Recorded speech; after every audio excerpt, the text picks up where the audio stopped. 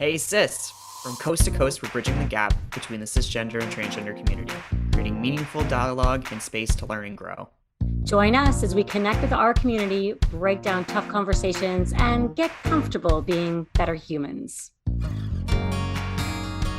Welcome to Hey Sis. My name is Isaac Cook. I use they, he pronouns, and I am a trans, non-binary social scientist from Atlanta, Canada. And I'm Sin Sweeney. I use she, her pronouns, and I'm a journalist, educator, and a parent of a trans child. And together, we're breaking down the binary and building better humans one conversation at a time. So the Rhodes Scholarship was established through the will of Cecil John Rhodes in 1902. It is fully funded, full-time, postgraduate award, which enables talented young people from around the world to study at the University of Oxford in England. According to the Rhodes Trust, the overall global acceptance rate stands at only about 0.7%, making it one of the most competitive scholarships in the world. And it's worth repeating, the global acceptance rate is 0.7%.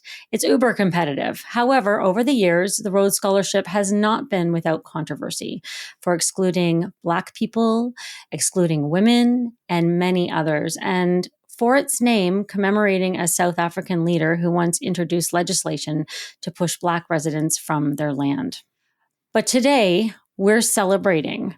We're going to be talking all about that, but with the current stats surrounding the percentage of trans Canadians almost paralleling that 0.7% rate, imagine the odds of being named the first transgender woman in Canada to be the recipient of this prestigious Rhodes Scholarship.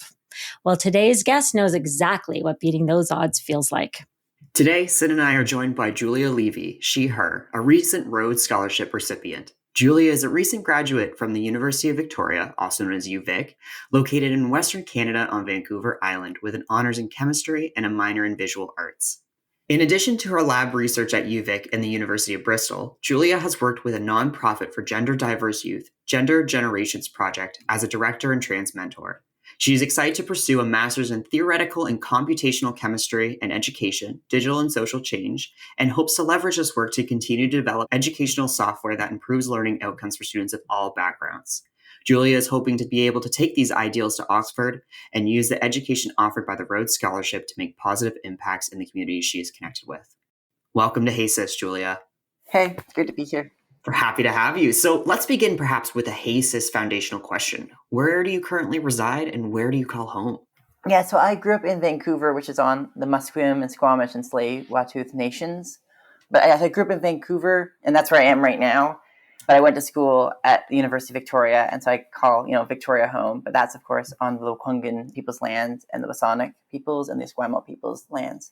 I've always been like a BC gal, and that's kind of all I've lived, although technically, I'm living in Berlin right now. I leave tomorrow to fly back there. And then I guess I'll be in the UK for a while. Yeah. And then who knows where. I'm sort of in this weird uprooted state right now where, moved out of my place in Victoria and I just actually moved out my childhood bedroom yesterday.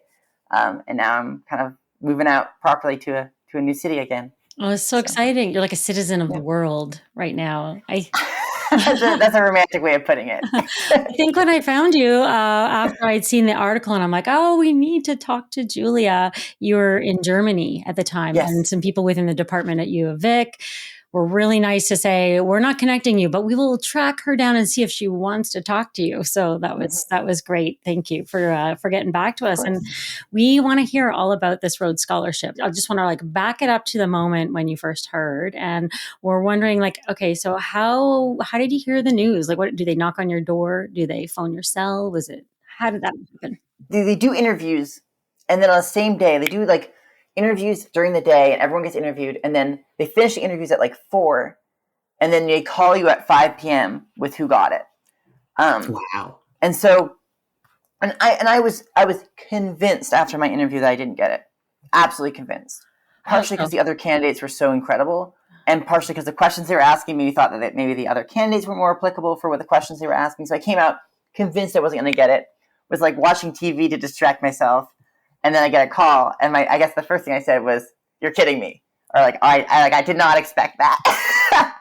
So it was a real lovely surprise on that front.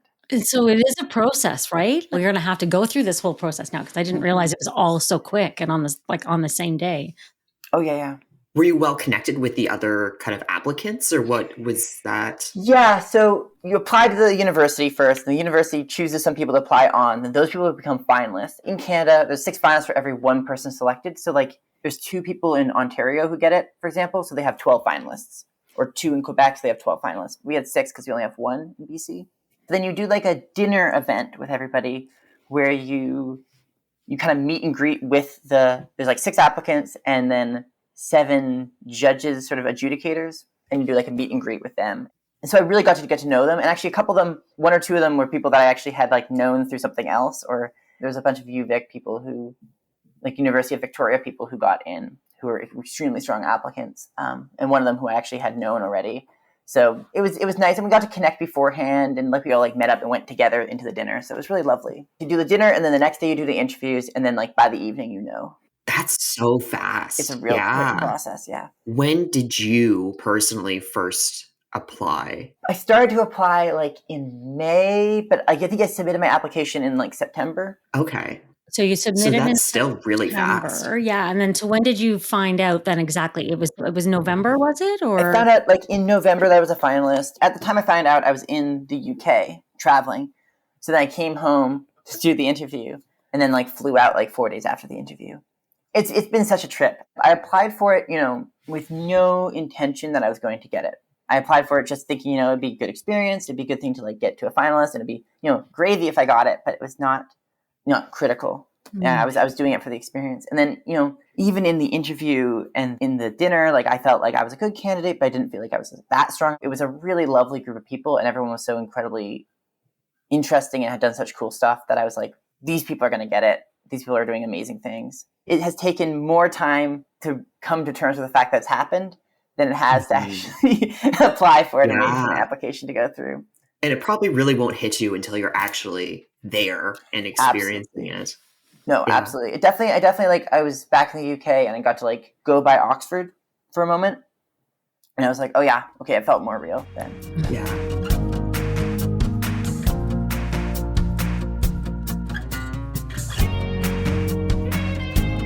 So, being the first transgender person in Canada, a woman, there has actually been other transgendered people in Canada who have gotten it. But it's interesting because I think it's an interesting flavor of the ways that media is interested in trans women specifically. Yeah. And the old joke that like, talk to cis people about trans people, it's like trans women are the entire monolith of it, and trans men are like, do they even exist? I think it's like kind of indicative of that sort of dynamic, in that there has been, I think, a trans man who's won it, and there's been a non-binary person who identifies as trans who's won it. It was a little less publicized. I think they were pushing it a little bit less themselves, but it's definitely like, when I would talk to the media about it, definitely I was like very clear that I wasn't the first trans person to get it, and I wasn't the first trans person in Canada to get it, but often that got lost in translation a little bit. Gotcha. And I think that's a really interesting specification to make too, because I know when Sin and I was trying to do as much research as I could, because I was like, there's no, like, it's so hard to believe in 2023. You would like to hope that there'd be other trans people getting such an incredible opportunity. Mm-hmm. And yeah, I don't think I was able to find anything. So that must have been the case, that it was pretty quiet. I thought the article that I had found, but I'm thinking now, no, it did say first Canadian trans women, maybe. Yeah. Yeah. Which is interesting. I don't think any of the other winners were listed or passed in there. So it's nice to have the perspective. And I'm wondering then, when you heard like from the adjudication and that, did they share with you like what jumped out about like your answers to the questions or about the work research? No, I have no idea actually, because I don't know why they chose me. They called me 45 minutes after the last interview. It could have been, those 45 minutes could have been arguing and throwing fists and fighting over candidates, or it could have been a unanimous thing. I have no idea. I didn't connect with the entire committee as well. Like I connected with a few people really, really well, but I don't know how the other applicants interviewed. I don't know what they were looking for. It's a pretty arcane process in that way, for sure. Yeah.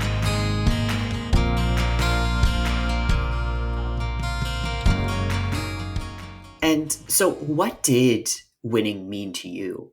looking back before the process, like what were you telling yourself aside from, I'm going to do this for fun or I'm going to do this for the experience? Like, what were you thinking in your head, like, what if I do win? Oh, I think I didn't allow myself to imagine what would happen if I did win. I didn't realize how much it was going to mean to me until I got it. The interview process itself was a really clarifying experience for me around what I would want to do with the Rhodes Scholarship. Because they ask you a lot of questions like, where do you see your research? Where do you see what you're doing? Where do you see the future? Where do you see what you care about? Why does that matter? And it was a really having to think about that and actually really put that into words and market myself, I guess is the right way to put it. Made me realize the ways that I do want to engage. I think the significance of this scholarship for me is that especially, I didn't know that I was going to be the first trans woman in Canada to get it until after I got it. And I was like, wait a second. I was looking at some of the other scholar bios. I'm like, wait, there's actually no other trans people. I assumed there would be. I just hadn't looked. So I was Googled it. And I was like, oh, there's actually only one other trans woman, and she's from the US. It was 2 years ago. And I was like, oh, I'm the first trans woman in Canada to get this. So I didn't know that until after I got it. And all of a sudden it really hit me that I feel a responsibility now to really take this and make something for it for trans communities. And I'm not sure what that looks like in the future. I'm not sure where that fits in. I definitely feel in receiving this scholarship that it has really clarified for me a mission to make something good with it. And I think especially because the Rhodes Scholarship does have a really awful past. I don't think Cecil Rhodes is a particularly good person. It has a racist history. It has a sexist history. It has a colonial history, an extremely colonial history.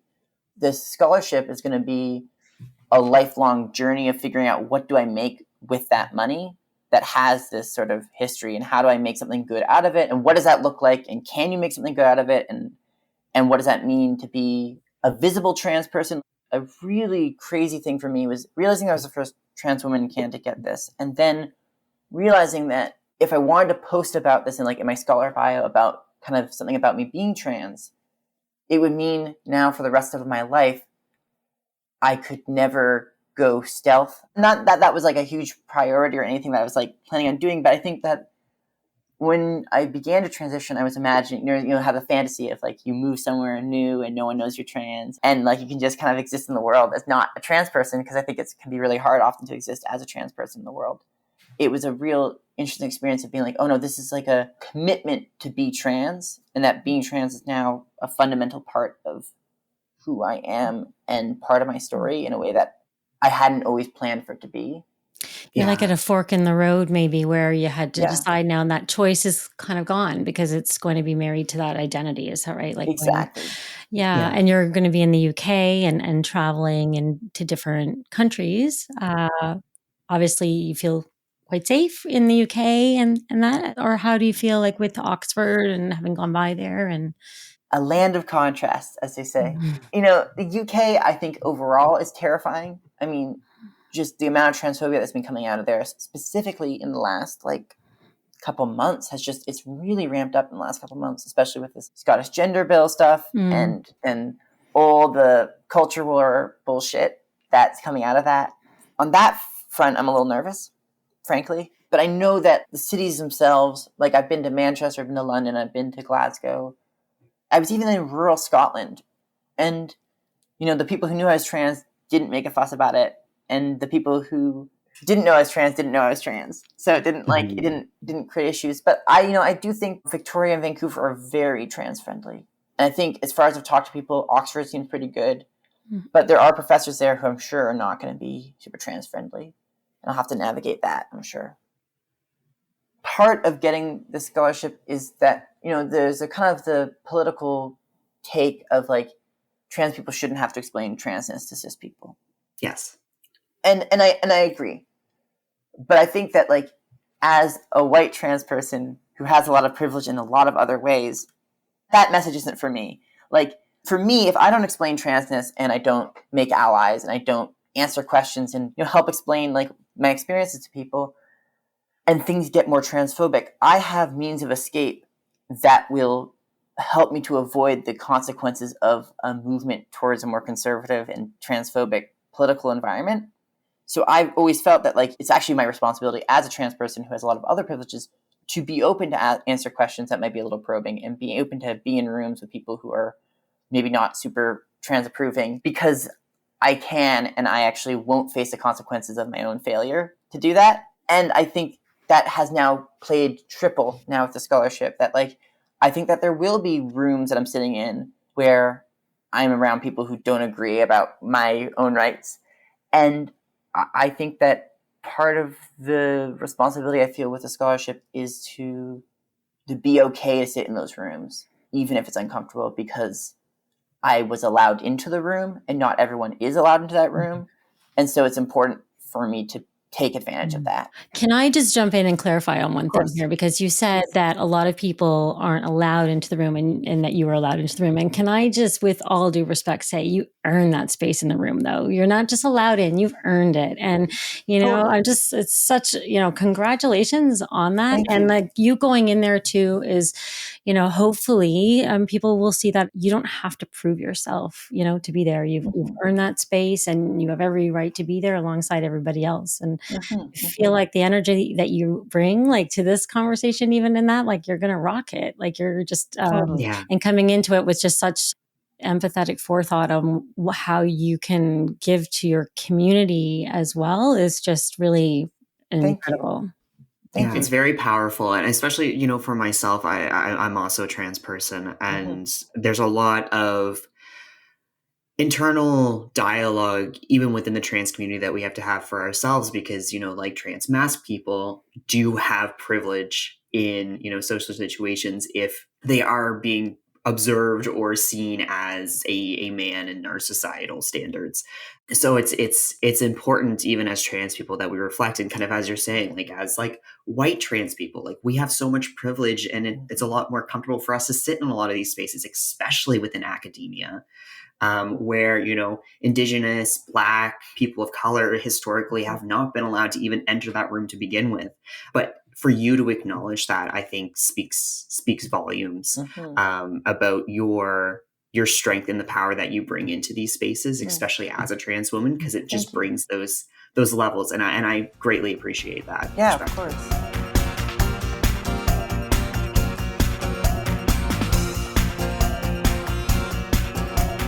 I think it's interesting being the first trans woman in Canada to get this, and having all this other privilege. And I do think I've earned this. I've worked my ass off. Absolutely. But the ability for me working my ass off to yield the results that it did came from a lot of other places of privilege. The wealth security that I had as a kid and as a college student, not having to work a second job. There's all these sort of like knock-on effects. So I think it's interesting to have all these other sets of privileges, and then to also be the first trans woman in Canada to have this. I think it's a milestone, and it's great. I'm really looking forward to the milestone when somebody who's really underprivileged in some other way is able to get it as a trans woman, because it's a clear thing that, hey, the trans thing is not a hindrance. It's just another aspect of someone's life, another aspect on their flavor. That's a really exciting thing for me. Hey Sis is all about connecting communities, and thanks to support from TD Bank Group, here is this episode's Connected Community Moment. So speaking of scholarships, PFLAG Canada is a community partner with the Ted Rogers Scholarship Program, and they offer a scholarship every year. And we wanted to put it out there. It's specifically for LGBTQ2+ graduates that are graduating post-secondary program that year. And you can be eligible to get up to $2,500 yearly for up to 4 years.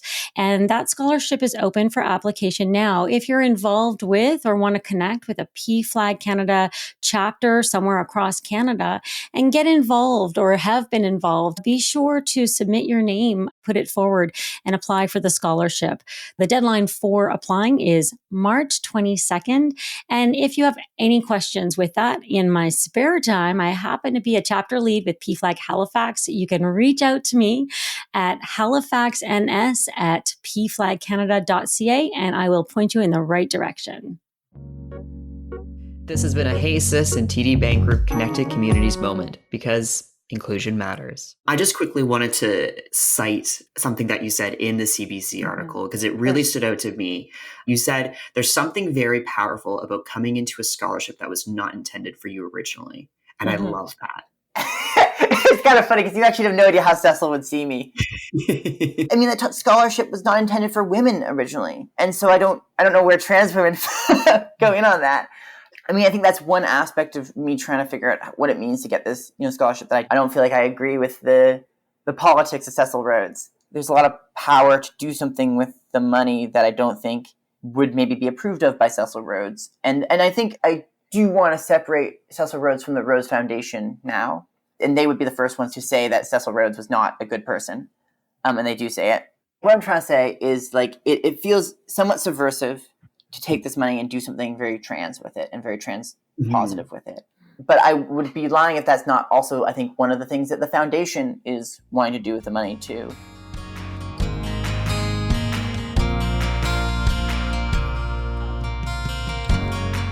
Julia, if you can break it down maybe for us, what it's like being a trans chemist and a bit about then your specific focus of study.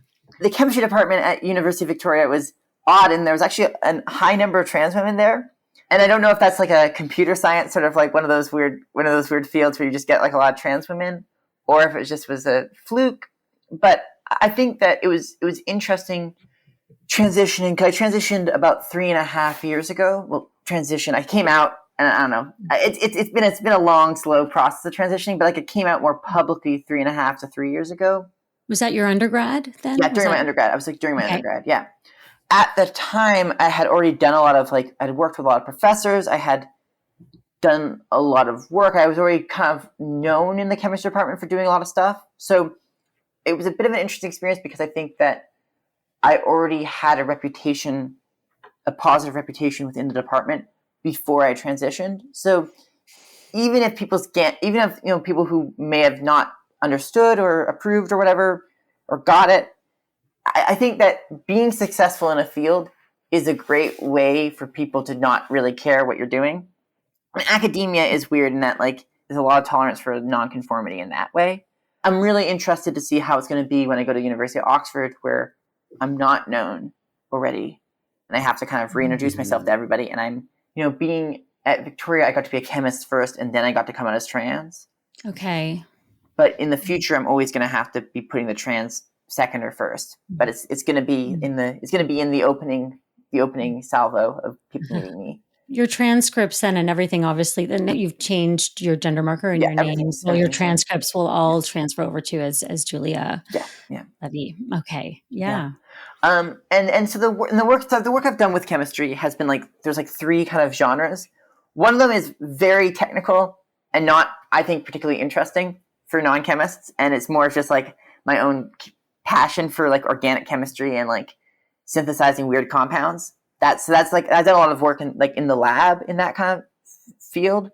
But the other two that I think are really interesting and relevant and socially interesting as well is I've done a lot of work in developing software for assisting with the education of chemistry. So chemistry is a very 3D kind of field. You have a 2-dimensional drawing of a molecule, which just kind of sticks in letters and stuff like that. And then you have to imagine that chemical in a 3-dimensional space and imagine it interacting in a 3-dimensional way with other chemicals and things moving and flipping and rotating in this 3-dimensional space. That skill set of being able to visualize those 3-dimensional transformations and interactions is a skill set that I have realized that not everybody has, and that people's performance in chemistry is really determined by whether or not they have the skill set. And so I wanted to develop some software that helped bridge that gap and allowed people to really visualize things in a 3-dimensional sort of space. And that was the stuff that I was initially applying for the Rhodes Scholarship with the intention of really working on. I think having now gotten the Rhodes Scholarship, I really feel like I'm pivoting more towards the other aspects of chemistry that I'm more interested in, which is harm reduction. So I worked as a tech at this drug testing place in Victoria to help combat the opiate crisis that's bad everywhere in Canada, but especially bad in British Columbia right now. That work has been, I think, the most rewarding because I think that chemistry doesn't have the most avenues always for social change and social consciousness. But I think that I found a couple flavors of that, and I really want to continue to work on that. There's a lot of stuff around trans care and harm reduction. Because in the UK, as I'm sure people know, the waiting lines for trans care are really, really, really, really, really long. Mm-hmm. And you can go private, but it's expensive. People often have resorted to self-medicating. And there's a real gray market right now for hormones, where you can get hormones that are legal to have, but not legal to import. And you're legally allowed to take them, but you can't legally get them into the country. So people are sort of getting the hormones in and then self-medicating with like injectable hormones mainly. Which is really dangerous, right? If you don't get the levels right. It can be dangerous, but it is a situation where the alternatives are worse. I think that like if I was in that same situation, this is exactly what I would be doing. For a long time, there was a huge testosterone shortage to the degree that I know some trans people who were sharing vials and such. Every September it happens because they go on holidays. I think a lot of that production. Those types of situations where people, assume that you're fine. Like, for instance, I haven't seen a primary healthcare provider in probably 2 years, but I've been calling up being like, hey, can you refill my prescription? Like, there's no stability. I just wanted to quickly go back, Julia, just really quick on the harm reduction side of it. So in your position as a chemist, for instance, there's a lot of like drug testing to make sure that there's no fentanyl or anything that could actually harm users. I don't know how much you guys know about the opiate crisis and the details of it, but the supply chain shortages that occurred during COVID seriously screwed with the drug supply. Before COVID, when I was working the drug testing, there was, heroin that was sometimes had fentanyl in it, but you could have heroin, and we saw lots of clean samples of heroin. And so you could just test the heroin with a test strip and say, okay, this has fentanyl, it doesn't have fentanyl, it does have fentanyl, it doesn't have fentanyl. After COVID, there is no heroin anymore. There's just fentanyl. The heroin supply is completely impossible to access now. And so it's fentanyl, but fentanyl obviously is a very strong drug. So it's cut with like mainly caffeine, and people are smoking it, but people don't know often how much is in it. So sometimes you'll get like a sample that's 10%, and sometimes it's 20%, and sometimes it's 5%. And that can create a lot of overdoses where people don't know the actual strength of the drugs that they're taking. Right now, drug testing is the most important I think it's ever been in Canada. We've gone from somewhat clean heroin to fentanyl that's not even clean now. That was one of my biggest passions when I was in school, was working with that group. And so how does that interact with I just wanted to kind of get that, but how does that interact with trans care? No. There isn't as much fentanyl in the UK right now. Mm-hmm. I suspect that will not always be the case. I suspect that fentanyl will make its way around the world in a much more global way than it currently has. But the way it works with trans care, so right now, the way I see it is trying to find ways to test the substances that people are self-medicating with. The lab results, the figuring out labs for levels and stuff is a totally different section it's much more health oriented. But the actual making sure that a drug supply is clean and making sure it is what people think it is something that I have a lot of experience with, and something that I really do want to look forward to doing in the future if possible.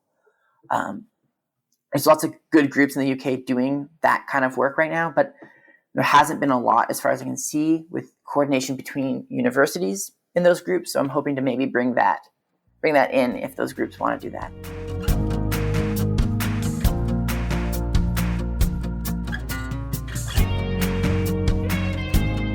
Can I ask, and just as we're slowly wrapping up, but Sure. You're off to Berlin tomorrow, and then you're going to be in the UK. Is that right? Yeah, I'm going to be in Berlin for like 6-ish months, 7 months. I'm not sure right now. This visa complications is a whole thing. I was doing that like classic year abroad between undergrad and master's. And I was planning on actually doing 2 years abroad before I got the Rhodes Scholarship. So yeah. So I'm cramming in as much travel as I can. You need to do that. Absolutely. Yeah. Oh, awesome. Yeah. Well, you're going to have a fabulous time. Thank you. And I don't know, I can't wait to hear more about all of these ideas that I know are going to formulate at various times and maybe not in the order you think they are, but I really hope that you'll keep in contact with us. Yeah, I would love to. Mm-hmm. Yeah. Is there anywhere in particular that listeners, for instance, who want to stay in touch but may not have your email, can kind of stay in touch with you? Do you have like a website, a blog, social media, anything like that? I don't actually at all. Yeah, there may be a website in the future, but I'm just now realizing that I have to maybe market myself. So it's a new thing on that front. I do have a link. If people want to connect with me, go to my LinkedIn. I just made it like 3 days ago. So perfect. Yeah. Oh, there you great. go. All right. Well, we'll put the link in the show notes and you keep in touch with us too, because we would love to follow up, a year down the road from now or when suits and hear how it's all going and even about your travels and that too. Sounds amazing. Great. Cool. That's great. Thank you so much. It's been such a fun experience. Thank you for joining us. Yeah. Well, safe travels and all the best. Thank you. Thank you. That's all the time we have today, folks. Thank you for joining us for another episode of Hey Sis. The conversation doesn't have to stop here, though. If you would like to get in touch with us to ask us a question or share your story on a future episode, you can email us at connect@simplygoodform.com or visit us on our website at www.heysis.com.